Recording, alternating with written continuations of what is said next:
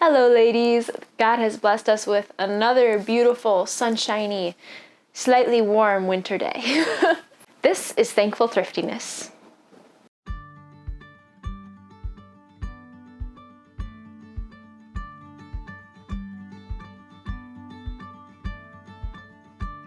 I have used so many different lip balms throughout the years. I never found one that was store-bought that I actually liked. It was just so frustrating. Like, I just wanted my lips to feel good. I didn't want them to be chapped all the time. I didn't want to find myself biting them because the skin was peeling. That was my main issue. I eventually started making my own from a recipe I think my mom had. I really found that it helped, but at the same time, it wasn't quite right. Finally, I've found one that works just right for me. I've tweaked the recipe many times until I finally fine-tuned it to where I want it to be. This recipe is totally customizable, and I've linked the PDF down below.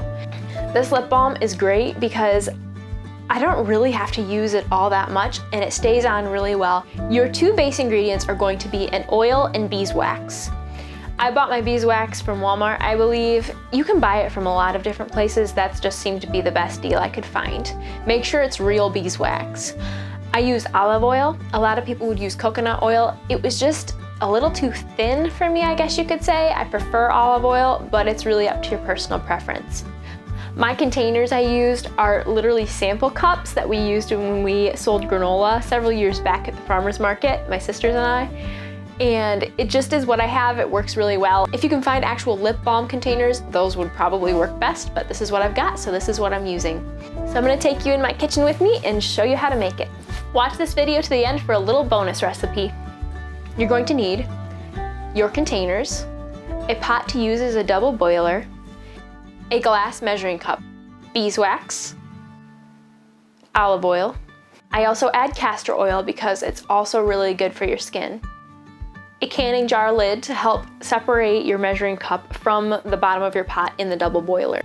I like to add a little bit of honey to mine, and it is also optional to add an essential oil. I choose lavender because I just love lavender. I linked the video below to how to make your own lavender oil. It would be wonderful to use that in this recipe as well, to skip even using any essential oils. You're going to want to fill your pot up with water and check to see if your measuring cup sits nicely in your pot but doesn't touch the bottom. Make sure that the level of water in your pot doesn't go over the top of your measuring cup. Try to keep it not even quite close to the top because honestly, you don't want any water to get into this lip balm mixture. Place your canning jar lid in the bottom of the pot and set your measuring cup on top to make sure that it fits in properly. Next, you're going to measure out your olive oil and beeswax. The ratio for a good lip balm is 2 parts oil to 1 part beeswax. You can always play with the ratios to make them what you want. Some would prefer a bit of a more oily lip balm, some would prefer a bit more waxy. I just found that the 2-to-1 ratio really works for me. I found that in these little containers, it takes about 3 teaspoons. So I had 1 teaspoon of beeswax to 2 teaspoons of olive oil.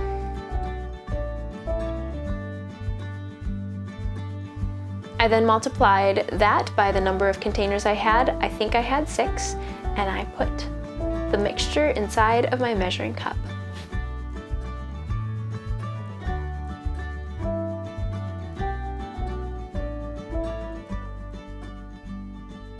Now is the time if you want to add any extra ingredients like an essential oil, or for me, I like to add a little bit of castor oil.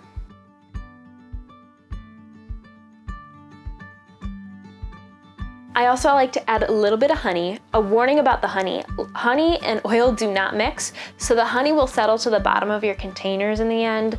I enjoy it because it's a little treat at the end, I guess, because honey is also very good for your skin, but just know it will not mix with the wax and the oil. Place your measuring cup inside of your double boiler and set it on the stove. Turn your heat to about medium, low, somewhere around there. You really don't want it to boil because there's more of a likelihood of getting actual water inside of your lip balm mixture. It takes a little while for the wax to melt, so just be patient. Stir it every now and again with a plastic spoon to help make sure everything combines. It's really, really important not to get wax into your sink, into your pipes, really into your plumbing system at all. I linked a video below where I explain why I bought a separate glass measuring cup just for wax projects. Also make sure that you use a plastic spoon, which is disposable. Just throw it away once you're done. Once the mixture is all melted, pour it into your containers. Don't pour it all the way full. With these, I have to be careful because the lids go in a little ways, so if I pour it to the top, the lids actually won't stick on top. I over poured some of them and under poured others, so I had to go back and fix my mistakes and level them all out in the end. After that, all you have to do is let it sit and cool for a few hours, and then you have your own homemade lip balm. Believe me, this stuff is so wonderful. It's so easy to make too, and honestly, beeswax isn't that expensive and neither is the olive oil, so if you just want to do the base recipe, go for it.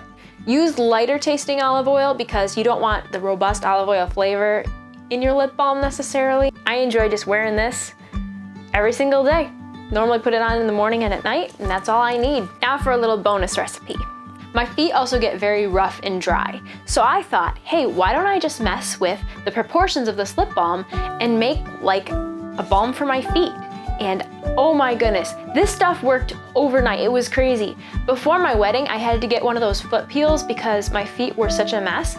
I used these and my feet got back to a nice, soft, normal state within a couple days. This balm would be really great for any cracked, rough, or dry skin.